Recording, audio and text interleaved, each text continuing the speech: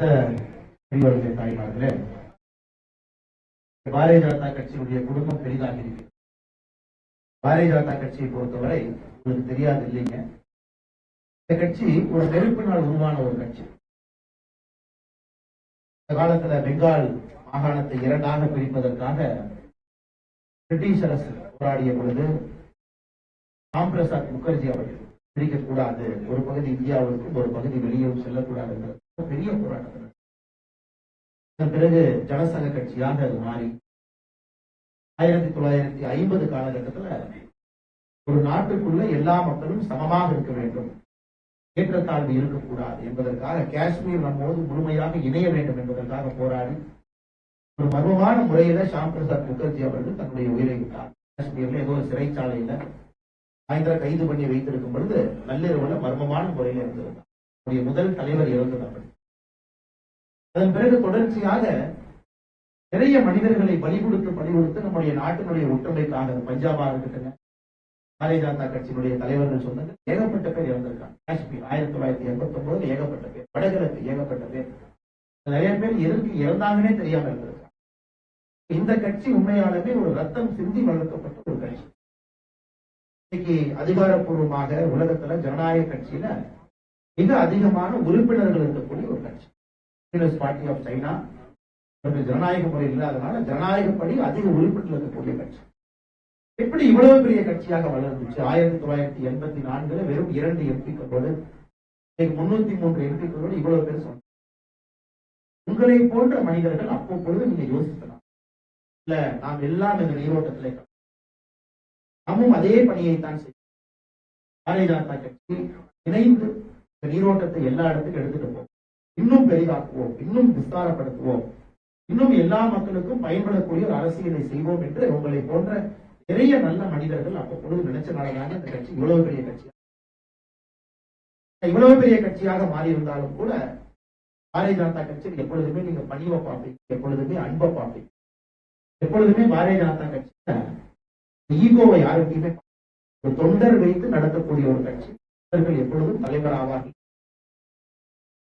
அற்புதமான மனிதர் நம்முடைய நாட்டாமை அண்ணன் ஒரு சினிமா துறையில கால் பதித்திருக்கிறார் என்று சொல்வதை விட அவருடைய குடும்பத்தை பத்தி நம்ம எல்லோருக்குமே தெரியும்.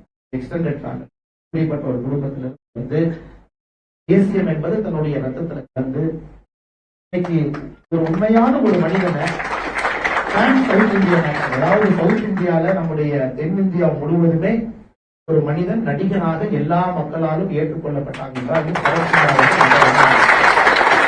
நம்முடைய தமிழகமா இருக்கட்டும், கேரளாவா இருக்கட்டும், அனைத்து பகுதிகளும் ஒரு ட்ரூ பேன் சவுத் இந்தியா. அதே நேரத்தில் சமுதாயத்தின் மீது தனக்கு இருக்கக்கூடிய ஆழ்ந்த ஒரு காதல். எப்பொழுதுமே நம்முடைய கிரீக் பிலாசபர் சொல்லுவோம், ஒரு மனிதனுடைய உச்சகட்டம்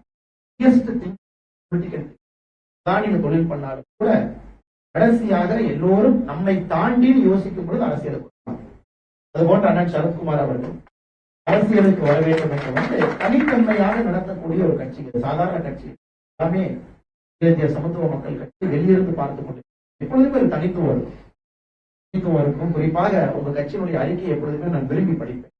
அறிக்கை என்ன சொல்றாங்க, தனித்தன்மையாக அன்னைக்கு இது போட்டா நம்ம கிளாப் கிடைக்கும் அப்படிங்கிறத தாண்டி மக்களுக்கு எது உண்மை என்பது எப்பொழுதுமே உங்களோட அறிக்கையில். அதெல்லாம் தாண்டி சரத்குமார் அவர்களுக்கு ஒரு பெரிய ஃபேன், சினிமா துறையில மட்டுமில்ல மனிதன் அந்த மனிதன் தன்மை தான். இன்னைக்கு அந்த நேரம் வந்திருக்கு. கடந்த ஒரு 4-5 நாட்களாகவே சரத்குமார் ஒரு விஷயத்துல தெளிவா இருந்தாங்க. அதாவது மோடி அவர்கள் சரித்திர தேர்தல் இந்தியாவுக்கு இந்த தேர்தல் 2024 நடக்கக்கூடிய தேர்தல் இன்னும் 50 ஆண்டுகள் நாம் பேசுவோம். 3வது முறையாக மோடி 400 சீட்டை மோடி, இதை நானும் பங்காற்ற வேண்டும், எங்களுடைய கட்சியும் பங்காற்ற வேண்டும், எங்களுடைய தொண்டர்களும் பங்காற்ற வேண்டும் அப்படிதான் ஆரம்பிச்சோம். அண்ணன் கிட்ட பேசுனீங்கன்னா மற்ற அரசியல் தலைவர் மாதிரி எங்களுக்கு தெரியல.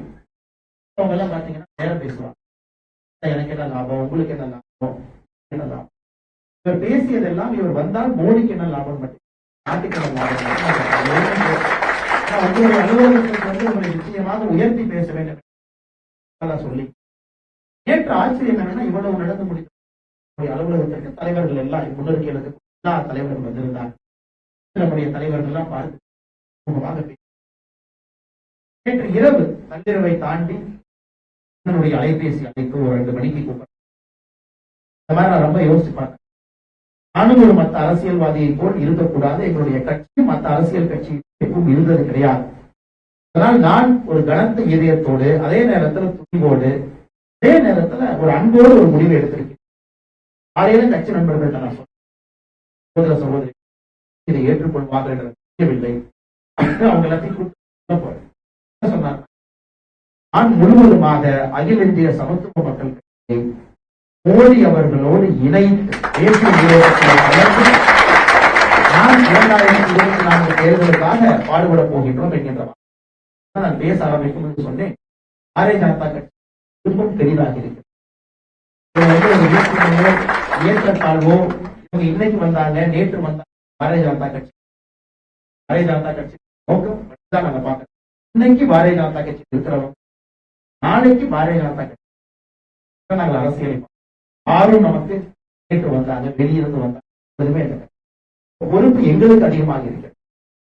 காரணம் பெரிய நம்பிக்கையோடு இந்த தேடிகளுக்கு குறித்த நாட்டாமை அண்ணன் சரத்குமார் அவர்களோடு அவருடைய கல்லூரி நண்பன் கிட்டத்தட்ட 52 ஆண்டுகளாக பயணம் செய்யக்கூடிய ஒரு அற்புதமான ஒரு மனிதன் பொருளாளர் சுந்தரேசன் அவர்கள் வந்தாங்க. அதே போல நம்முடைய துணை பொதுச் செயலாளர்கள் மூத்த தலைவர் அவர்கள் அண்ணன் மகாலிங்கம் அவர்கள், கொள்கை பரப்பு செயலாளர் அண்ணன் NMS விவேகானந்தர் அவர்கள் மிக அற்புதமா பேசினார். என்ன காரணம் அப்படின்னு நான் இளைஞரணி செயலாளர் ரமேஷ் அவர்கள், எல்லா மாவட்டத்தினுடைய மூத்த தலைவர்கள் எல்லோரும் இதிலிருந்து பொறுப்பு எங்களுக்கு அதிகமாக இருக்கு. காரணம் என்னுடைய சகோதர சகோதரிகள் தேசிய நீரோட்டத்துல நம்பி பாரதிய ஜனதா கட்சி இருக்கும் பொழுது உங்கள் எதிர்பார்ப்பை தாண்டி உங்களை நம்மோடு இணைத்து எங்களுடைய சொந்தங்கள் எல்லாம் 2 கை விரித்து உங்களை வரவேற்று நாம் எல்லாம் ஒரே மேல்நோக்கப்பாதையில பயணிக்க வேண்டிய அவசியம் நமக்கு இருக்கு. குறுகிய கண்ணோட்டத்தில் பார்த்தீங்கன்னா இந்தியாவுக்கு நல்லது 2020. கொஞ்சம் பெரிய கண்ணோட்டத்தில் பார்த்தீங்கன்னா தமிழகத்திற்கு 2026 தமிழகத்திற்கு ஒரு பெரிய அச்சாரமாக இருக்கு. எனக்கு தெரியும் சரத்குமார் அவருடைய முடிவு ஒரு எளிதான முடிவு இல்லை, முடிவு. யாருமே இந்த முடிவு எடுக்க முடியாது. ஒரு மனிதன் விடாப்பிடியாக தமிழ்நாட்டு அரசியல்ல ஒரு கட்சி நடத்துறதே பெரிய விஷயம். எல்லாம் அவங்களுக்கு தெரியும், பண முதலீடு பெரிய மனிதன். அவங்களுக்கு இடையில ஒரு கண்டிப்போடு கண்ணியத்தோடு கொள்கையை விட்டுக் கொடுக்காமல் அவருடைய சொந்த பணத்தை எல்லாம் போட்டு கட்சியை நடத்தி இவ்வளவு தூரம் வந்திருக்கிறது மிகப்பெரிய விஷயம். அதனால் உங்களுக்கு அண்ணன் சரத்குமார் அவர்கள் இருக்கக்கூடிய எல்லா தொண்டர்களுக்கும் இந்த நேரத்தில் நான் தலை வணங்கி ஒரு பெரிய முடிவை நீங்கள் எடுத்திருக்கிறீர்கள். நிச்சயமாக எப்பொழுதும் ஒரு நாள் கூட நீங்க திரும்பி பார்த்து இந்த முடிவை நாம ஏன் எடுத்தோம் வருத்தப்படுற அளவுக்கு இந்த முடிவு இருக்காது. ஒவ்வொரு நாளும் நீங்க சந்தோஷப்படுற அளவுக்கு இந்த முடிவு எடுத்து அதே நேரத்தில் எனக்கு தெரியும் சமத்துவ மக்கள் கட்சி சரத்குமார் அவர்கள் நிறைய எல்லா சமுதாயத்திலும் இஸ்லாமிய சகோதர சகோதரர் பெரியவர்கள் இருக்கிறார். இன்னைக்கு நம்முடைய தலையாய கடமை பாரதிய ஜனதா கட்சி இவர்களுக்கு எதிரின்னு சொல்றதை உடைக்க வேண்டியது நம்ம கடமை. அது இன்னைக்கு ஒரு பெரிய அளவில் உடைத்திருக்கிறோம். பாரதிய ஜனதா கட்சி உண்மையாலும் மோடி அவர்கள் யார், உண்மையாலும் இந்த கட்சி யாருக்காக நிற்கும், கைத்தட்டலுக்காக ஓட்டுக்காக இந்த கட்சி எப்பொழுதுமே பேசும். எப்பொழுதுமே இந்த கட்சி நேர்மையும் நாணயத்தையும் நம்பிக்கையை மட்டும்தான் பேசு, நாட்டுக்காக மட்டும்தான். வரும் பொழுது நீங்கள் குறிப்பாக எல்லா சமுதாயத்திலிருந்து வரக்கூடிய நம்மோடு இணைந்து பணியாற்றும் பொழுது ஒரே பாரதம் உன்னத பாரதம் என்கின்ற சென்றாலும் கூட ஒரு பாரதம் என்கின்ற ஒரு அடையாளம், குறிப்பாக தமிழ் என்கின்ற இனம் இதை தலையாய இனமாக வைத்து நாம் போட்டி பாதுகாத்துக் கொண்டிருக்கிறோம். மோடி அவர்களும் அப்படித்தான் நடந்திருப்பது ஒரு அரசியல் சகாப்தமாக நான் 2026 சட்டப்பேரவை தேர்தலுக்கு முன்பு அதன் சரத்குமார் அவர்கள் எடுத்திருக்கக்கூடிய முடிவு மிக மிக முக்கியமான முடிவு. தமிழகத்துல நேர்மையான மனிதர்கள் ஆட்சிக்கு அமர்வதற்கு ஒரு அச்சாரம் போட்டிருக்கிறாங்க. அதே நேரத்தில் இந்த அனைவருக்கும் கடைசியாக ஒரு ஒரு வார்த்தையை நான் சொல்ல வேண்டும். ஒரே வார்த்தை, சரத்குமார் நல்லா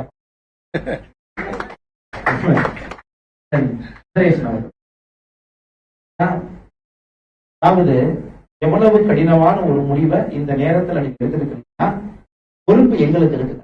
ஆனால் சரத்குமார் அவர்களை நாங்கள் ஏதோ தமிழகத்துல அடைத்து வைக்க விரும்பவில்லை. நான்